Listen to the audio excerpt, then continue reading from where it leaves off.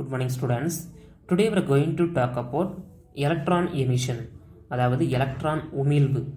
ஒரு மெட்டல்ல இருந்து எப்படி எலக்ட்ரானை எமிட் பண்ணுறது, அது எப்படி எமிட் ஆகுது அப்படின்னு நம்ம இங்கே பார்க்க போகிறோம். வெரி சிம்பிளான ஒரு கான்செப்ட் தான். அதாவது நம்ம ஒரு மெட்டல் எடுத்துக்கிறோம். ஸோ இந்த மாதிரி மெட்டல் இருக்குது. இதில் நிறைய ஆட்டம்ஸ் இருக்கும். ஓகேவா? எந்த ஒரு ஆப்ஜெக்ட்டுமே மேட் ஆஃப் ஆட்டம்ஸ். ஓகேவா? அப்போ இதில் நிறைய ஆட்டம்ஸ் இருக்கும். இதெல்லாம் ஒரே ஒரு ஆட்டம்ஸ் நம்ம கன்சிடர் பண்ணிக்கலாம். இந்த மாதிரி ஒரே ஒரு ஆட்டம்ஸ் நம்ம கன்சிடர் பண்ணிக்கிறோம். ஆட்டம்ஸ்னாவே உள்ள என்ன இருக்கும்? நியூக்ளியஸ் இருக்கும். அதாவது புரோட்டான் ப்ளஸ் நியூட்ரான் நியூக்ளியஸ். வெளியில் அதாவது நியூக்ளியஸ் வெளியில் இந்த மாதிரி ஆர்பிட்டல் ஷேப்பில் எலக்ட்ரான் ரிவால்வ் ஆகிட்டு இருக்கும். இந்த ஷேலில் ஒவ்வொரு ஷேல்லையும் எலக்ட்ரான் இந்த மாதிரி ரிவால்வ் ஆகிட்டு இருக்கும். ஓகேவா? இது எலக்ட்ரான். ஓகே, இப்போ இந்த ஆட்டமில் அவுட்டர் மோஸ்ட் செல்லில், இந்த செல்லில் எலக்ட்ரான் ஃபுல்லாக இருக்கும். இதில் அடுத்து இந்த அவுட்டர் மோஸ்ட் செல் இருக்கு இல்லையா, இந்த செல்லில் எலக்ட்ரான் எப்படி இருக்கும்? ஃப்ரீயாக மூவ் ஆகிட்டு இருக்கும். ஓகேவா? திஸ் இஸ் ஃப்ரீ எலக்ட்ரான், கட்டுரா எலக்ட்ரான். ஓகேவா? கட்டுரா எலக்ட்ரான், அதாவது இந்த ஆட்டமால் அந்த எலக்ட்ரான் கட்டப்பட்டு இல்லை, அதான் நம்ம கட்டுரா எலக்ட்ரான் சொல்லுவோம், ஃப்ரீ எலக்ட்ரான்ஸ். ஓகேவா? ஸோ இந்த மாதிரி இந்த மெட்டலில் நிறையா ஆட்டம்ஸ் இருக்கும், அதனால் நிறையா ஃப்ரீ எலக்ட்ரான்ஸ் இருக்கும். அந்த ஃப்ரீ எலக்ட்ரான்ஸ் எல்லாமே ரேண்டம் மேனரில் மூவிங் ஆகிட்டுருக்கும். ஓகேவா? ரேண்டமாக மூவிங் ஆகிட்டுருக்கும். ஓகேவா? ஸோ அந்த எலக்ட்ரான் இந்த சர்ஃபேஸ், இந்த மெட்டல் சர்ஃபேஸ் இருக்கு இல்லையா, இந்த சர்ஃபேஸ் விட்டு வெளியே வராது. ஏன்னா இங்கே nucleus positive charge, electron negative charge, அதனால் அட்ராக்ஷன் பண்ணி வச்சுக்கும். ஓகேவா? ஸோ இந்த நியூக்ளியஸ்னால் இந்த சர்ஃபேஸ் விட்டு, இந்த மெட்டல் சர்ஃபேஸ் விட்டு அந்த எலக்ட்ரான் என்ன ஆகாது? வெளியே எமிட் ஆகாது. ஓகேவா? ஸோ இந்த சர்ஃபேஸ் நம்ம பொட்டான்சியல் பேரியர்னு சொல்லுவோம். இந்த மெட்டல் சர்ஃபேஸை பொட்டான்சியல் பேரியர், அதாவது மின்னழுத்த அரண். இங்கே பார்த்தீங்கன்னா the potential barrier which prevents free electrons from leaving the metallic surface is called surface barrier. இது நம்ம சர்ஃபேஸ் பேரியர்னு சொல்லலாம். ஸோ அந்த ஃப்ரீ எலக்ட்ரான்ஸை இந்த சர்ஃபேஸ் பேரியரை விட்டு வெளியே போகாமல் தடுத்துக்கும். ஓகேவா? எது? அந்த நியூக்ளியஸ் அட்ராக்ட்னால என்னாகாது? அந்த எலக்ட்ரான்ஸ் வெளியே எமிட் ஆகாது. ஓகேவா? அதாவது உலோகத்தின் மேற்பரப்பிலிருந்து கட்டுரா எலக்ட்ரான்களை வெளியேற விடாமல் தடுக்கும் மின்னழுத்த அரண், அதை நம்ம பரப்பரன்னு சொல்லுவோம். ஓகேவா? அந்த எலக்ட்ரானை வெளியே போக விடாது. இது அந்த சர்ஃபேஸ் பேரியர், பரப்பு அரண். ஸோ இந்த எலக்ட்ரானுக்கு பார்த்திங்கன்னா இந்த மெட்டலில் நிறையா எலக்ட்ரான்ஸ் இருக்கும். அப்போ ஒவ்வொரு எலக்ட்ரான்ஸுக்கும், அதாவது டிஃப்ரெண்ட் எலக்ட்ரான்ஸுக்கு டிஃப்ரெண்ட் கைனடிக் எனர்ஜி இருக்கும். ஓகேவா? டிஃப்ரெண்ட் எலக்ட்ரானுக்கு டிஃப்ரெண்ட் கைனடிக் எனர்ஜி இருக்கும். ஸோ அந்த எனர்ஜி இருந்தாலுமே இந்த மெட்டல் சர்ஃபேஸ் விட்டு வெளியே வர முடியாது. ஓகேவா? ஸோ என்ன பண்ணால் அந்த எலக்ட்ரான் வெளியே வரும்? நம்ம எக்ஸ்டர்னலாக அடிஷ்னலாக எனர்ஜி கொடுக்கணும்.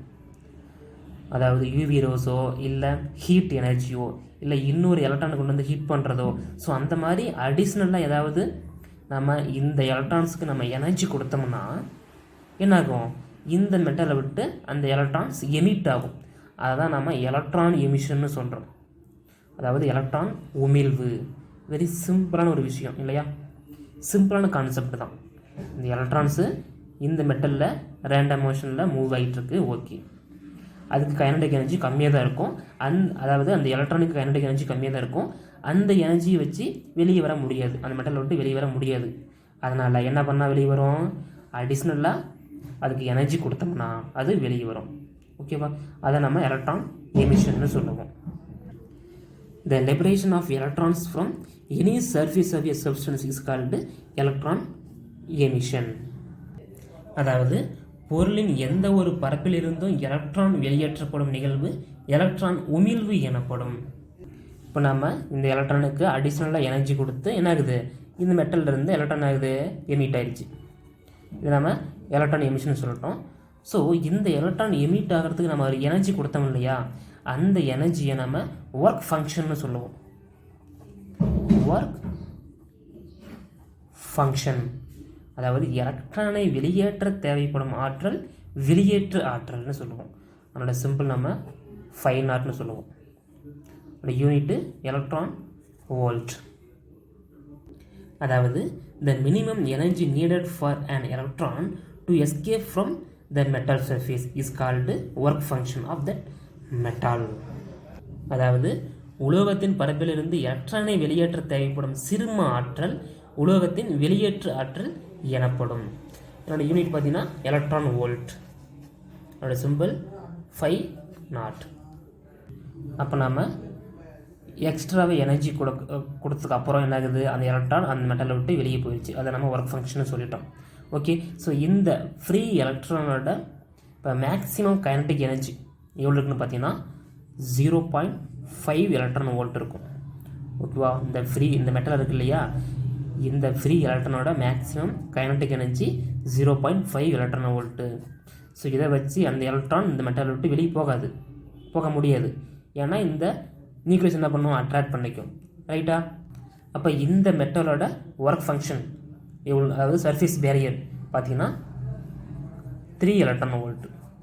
இந்த மெட்டலோட சர்ஃபேஸ் பேரியர் 3 எலக்ட்ரான் வோல்ட்டு. அப்போ 3 எலக்ட்ரான் வோல்ட் இருந்தால் தான் இந்த ஃப்ரீ எலக்ட்ரான்ஸுக்கு 3 எலக்ட்ரான் வோல்ட் இருந்தால் தான் என்னாகும், இந்த சர்ஃபேஸ் பேரியர் விட்டு வெளியே போகும், இந்த மெட்டலை விட்டு வெளியே போகும்.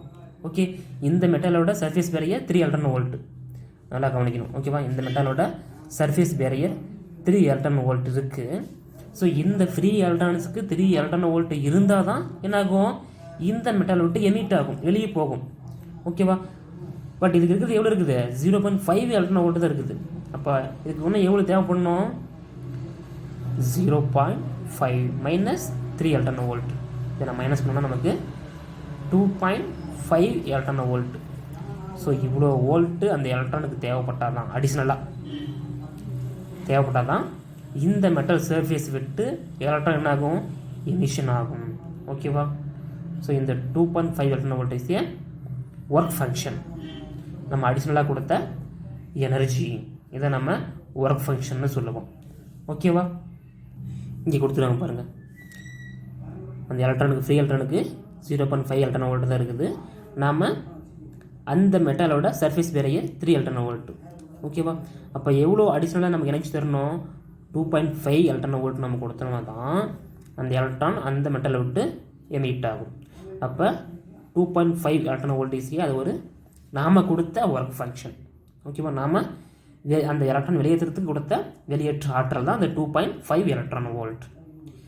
இப்போ பார்த்தீங்கன்னா டிஃப்ரெண்ட் மெட்டலுக்கு டிஃப்ரெண்ட் ஒர்க் ஃபங்க்ஷன் இருக்கும். இந்த 2.5 மட்டுமே இருக்காது, டிஃப்ரெண்ட் மெட்டலுக்கு டிஃப்ரெண்ட் ஒர்க் ஃபங்க்ஷன் இருக்கும். ஓகேவா, இப்போ ஸ்மால் ஒர்க் ஃபங்க்ஷன் இருக்கிற அந்த மெட்டீரியல் இருந்தால் தான், அதாவது மோர் எலக்ட்ரான் எமிஷன் ஆகும். கம்மியாக ஒர்க் ஃபங்க்ஷன் இருக்கிற அந்த மெட்டீரியல் இருந்தால் தான் எலக்ட்ரான் எப்படி இருக்கும், அதிகமாக எமிஷன் ஆகும். ஏன்னா நம்ம கம்மியாக எனர்ஜி கொடுத்தாலும் அதிகமாக எலக்ட்ரான் எமிட் ஆகும். ஓகேவா, இப்போ பார்த்தீங்கன்னா work function of some materials கொடுத்துருப்பாங்க பாருங்கள். இப்போ caesium, potassium, sodium, calcium, molybdenum, lead, இது மாதிரிலாம் நிறையா மெட்டல் இருக்குது. இப்போ ஒவ்வொன்றுக்கும் டிஃப்ரெண்ட் மெட்டலுக்கும் டிஃப்ரெண்ட் ஒர்க் ஃபங்க்ஷன் இருக்கும். இப்போ சீசியம் பார்த்தீங்கன்னா 2.14 ஒர்க் ஃபங்க்ஷன், அதுவே பொட்டாசியம் பார்த்தீங்கன்னா 2.30, சோடியம் 2.75, கால்சியம் 3.20, மாலிப்டினம் 4.17, லெட்டு 4.25. இந்த மாதிரி ஒவ்வொரு மெட்டலுக்கும் ஒவ்வொரு ஒர்க் ஃபங்க்ஷனும் இருக்கும்.